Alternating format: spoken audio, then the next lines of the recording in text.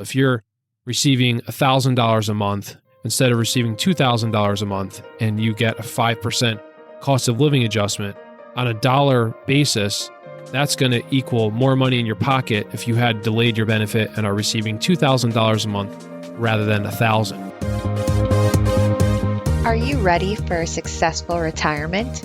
We're addressing the topics facing today's retirees. Welcome to Retire with Ryan. Now here's your host, Ryan Morrissey.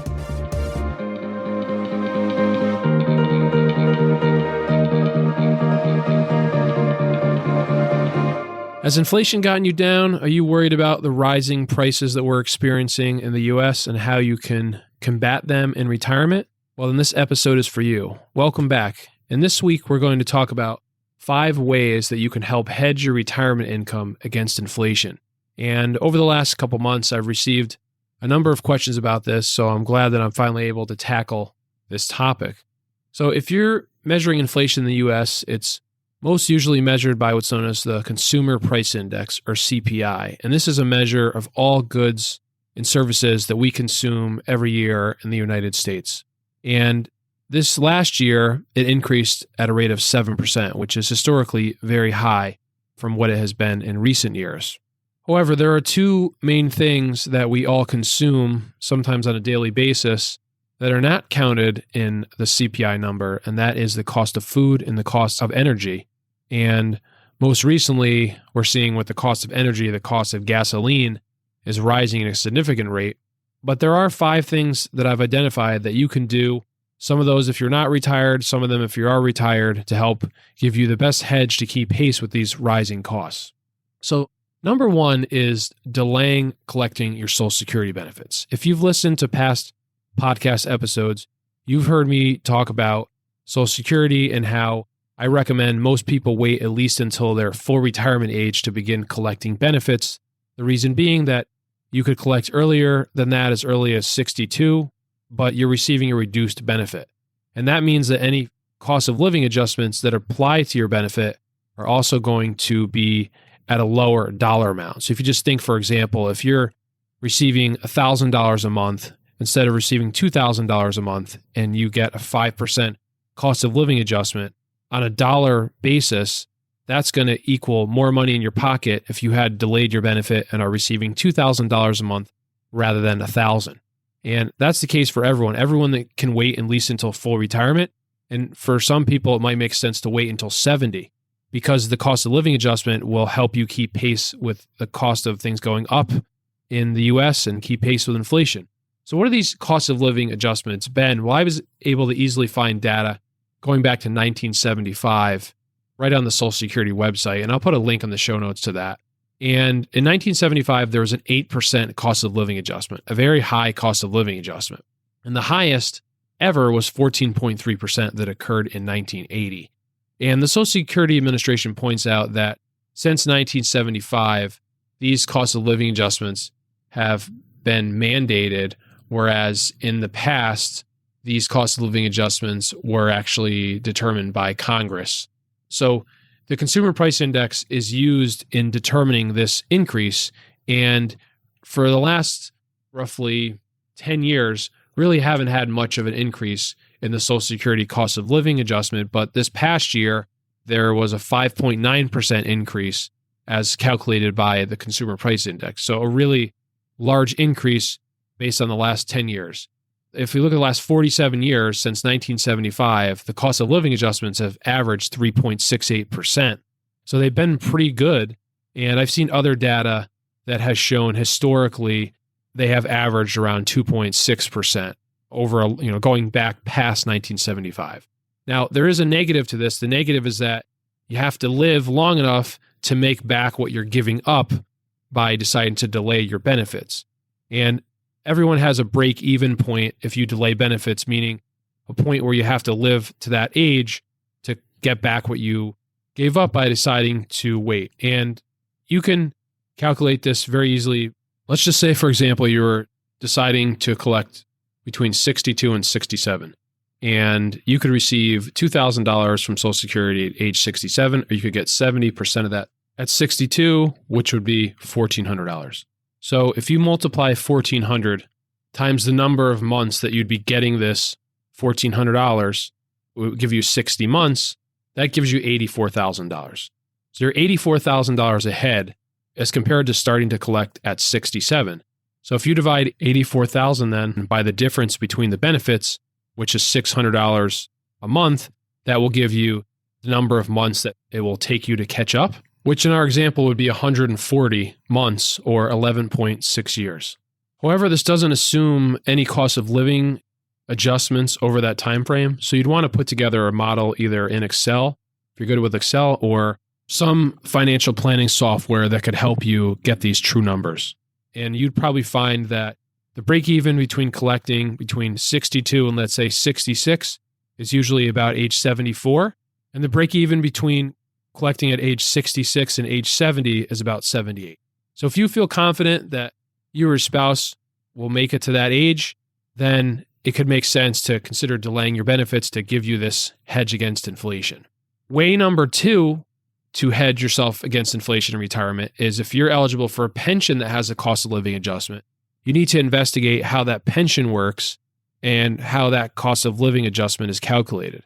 And any pension that offers you a cost of living adjustment will give you information as far as what they tie that cost of living adjustment to. Maybe it's tied to the consumer price index. If that's the case, it's relatively easy to figure out what that would look like for you. Maybe it's tied to the consumer price index, but there's a cap on that. So you need to understand that and investigate that a little bit more, because just like waiting to collect Social Security until your full retirement or age 70, there's a similar thing with deciding to collect your pension if you choose the cost of living adjustment. It's always going to be less than if you choose the option without the cost of living adjustment, but you have to figure out what that break even is. And if you find that it would take you, let's say, maybe 10 years to catch up to the payout option without the cost of living adjustment, then you might decide it makes sense. But if it takes you 20 years or longer, that probably wouldn't make sense for you to collect a lower payment for 20 years, based on the average life expectancy. So that brings us to way number 3 to hedge your retirement income against inflation. And that's by having a significant allocation of your investments or retirement investments in stocks or stock funds. If we look at the S&P 500, for example, the S&P 500 is an index that measures the 500 largest companies in the US, and it goes back to the 1920s. But in its current form, it dates back to 1957. And since 1957, the index has had an average annualized return of 10.5% through 2021. If we look back over a shorter period of time, over the last 30 years, through 2021, it has averaged 10.72%, and its return when adjusted for inflation over that 30-year period was 8.29%. So that's been a very good way to keep your income hedged for inflation if a lot of your retirement money is invested in stocks. However, that's not without its drawbacks. As you're listening to this, as I'm recording this, the S&P 500 is down about 10% on the year. And if we look back over the last 30 years, the S&P 500 has had an average inter-year decline of 15.7%. And it's declined over 30% 6 times in the last 30 years, the most recent being March of 2020 during COVID. So you can't, unfortunately, have the good without the bad. And as I've mentioned on previous podcasts, some of the best advice is to have a well-diversified portfolio and to stick to it, but it doesn't mean it's easy. And why is it that stocks have been a good hedge against inflation? Reason being that if you think about if you own a stock in a company, they're making money through a certain service or product that they're providing. And companies have the ability to increase the price of that product or service. And that's a way that companies can keep pace with inflation. We're seeing it all the time. Things we're buying even from a few years ago, we're paying a lot more for that. And that's how companies are keeping pace with inflation, is by charging more. And if we don't like that product, we can stop paying for it. And eventually it might go away. The company might go out of business. So that's why it's a good idea to be well diversified with what you're owning, because you want to make sure that even though you might have some stocks that today are a good hedge against inflation, how do you know that those companies are going to be able to keep up and keep pace into the future? Real estate within your stock portfolio is also another investment that you can get exposure to. You can invest in something called real estate investment trusts. These are professionally managed funds that invest in commercial real estate. Historically, these have also been a good hedge against inflation because just like companies can raise their prices, landlords can raise their prices. And landlords can raise the rents that they're charging their tenants as leases turn over and new tenants move in, or existing tenants stay and negotiate new leases. If the cost of taxes and other maintenance costs have gone up, they can increase their price to keep pace with inflation. But just like stocks, real estate investment trusts have had just as much volatility and in some instances more as owning stocks. So you have to accept that as well. Way number 4 is owning I-bonds is another great way to give yourself a good hedge against inflation. I mentioned I-bonds a few episodes ago, and just a quick recap, an I-bond is a U.S. government bond, but it has a little different tilt to it in the sense that the interest rate you receive is determined every 6 months. And the interest rate every 6 months is based off the consumer price index. So that if you have periods of high inflation, like we're having right now, the interest you receive on the bonds for that 6-month period will adjust for that higher inflation. So most recently, the current I-bonds that you can buy up until May 1st have an interest rate, an annualized interest rate of 7.2%. So that's a very good hedge against inflation. Now, that is only a 6-month rate, and that rate will reset 6 months after you buy the bond. So let's just say you buy a bond today. You will earn 3.59%, I believe it is, for the next 6 months. And then at the end of that 6 months, the consumer price index will be measured as far as how it's changed over the past 6 months. And if it's stayed at this high rate of inflation that we have now, you'll receive a similar, interest rate that you received in the past. But if inflation goes down, then your interest rate will be adjusted down to where the consumer price index has changed over the last 6 months. So it's a good way that you can get a much better return than you can receive if you're holding a lot of cash in the bank, in your checking savings account, if we have high inflation. But if we don't have high inflation, your return might be less than you could receive in the stock market or through real estate, but it's a conservative investment. The negatives are that you can only add $10,000 per Social Security number per year, so that if you're married, you and your spouse could each invest $10,000 a year into these bonds. And sometimes you can also, if you have minor children, you could set up an account for them as well. And you could add an extra $5,000 per year from a tax return. So if you get up to $5,000 a year in a federal tax refund, you can also add that as well. So that could allow you to add up to $15,000. But if you end up not getting a tax refund or you owe money at the end of the year, then you'd be limited to this $10,000 per year. So that is a negative, that it is hard to get a large amount of money invested into these if you are holding a lot of money in cash. But at least at a minimum, you could start investing in these to give yourself a little bit of a hedge for your conservative money on inflation. And way number 5 that you can give yourself a hedge against inflation is that you can invest in different commodities. And historically, certain commodities have also been a good hedge against inflation. And most notably, the one that comes to most people's mind is gold. And gold, usually when things get bad in the economy and the stock markets, gold tends to hold up well, whereas other investments will decline in value. This isn't always the case. It's not 100% correlation, but there are periods of time where this can benefit you.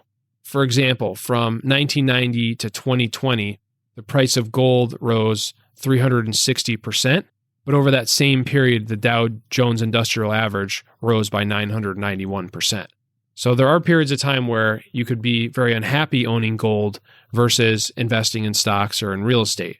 If we look at the most recent 15 years, from 2005 to 2020, the price of gold increased by 330%, and the Dow Jones Industrial Average actually increased 153%. So that's a period where you were better off being invested in gold. But gold has volatility similar to owning in stocks. It isn't something that you can buy and it's not going to fluctuate in price. You do have to accept volatility that can come with that. And there's different ways that you can invest in gold. A lot of times people think about owning physical gold, and that is perfectly fine. But the negatives with doing that is you have to store the gold somewhere. You'd probably want to store it somewhere where it couldn't be easily stolen, such as you'd need to invest in buying a safe or having it in a safety deposit box. somewhere it's not going to be taken from you. But when you own physical gold, the other negative is that you're paying a spread anytime you buy or sell the gold.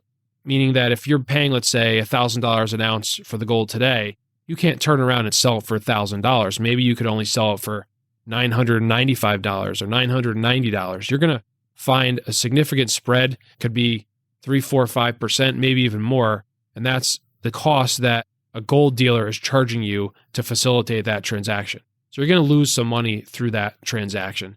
So another way to invest in gold rather than owning physical gold would be buying it through a mutual fund, more specifically an exchange traded fund. And there's a number of these out there where these funds invest in physical gold. They hold physical gold in vaults in different places throughout the world, and they then issue shares of these funds that are backed by the physical gold. The most common two that people are aware of is one called GLD, and the other one is IAU. And these were the original ones that were created about 20 years ago.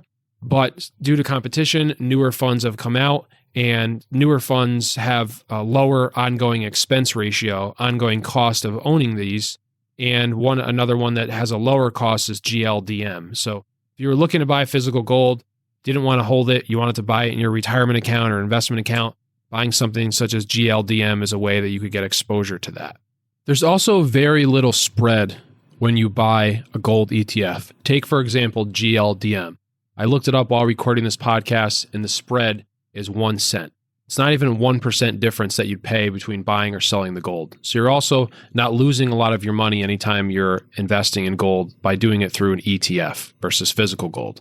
You could also buy other commodities, other precious metals like silver. There's a silver fund. And you could buy other more well-diversified commodity funds that are going to invest in not only metals, but they might invest in different soybeans and grains and energy. So you can get more diversified. The negative with that is if you look at a well-diversified fund, such as the Invesco DB Commodity Tracking Fund, DBC, it's had a very low return over that time frame. So that fund came out in early 2016. And since then, that fund has only increased in value by 15%. But if you were to invest it in the S&P 500 index, you would have had about a 230% increase over that time. And even investing in gold during that time would have returned you about 220%. So you have to be careful getting more diversification within these commodities. It might sound good, but it could be a long-term negative to your portfolio depending upon the commodities you invest in and the exposure that you have. So rising inflation is definitely a big concern for all investors.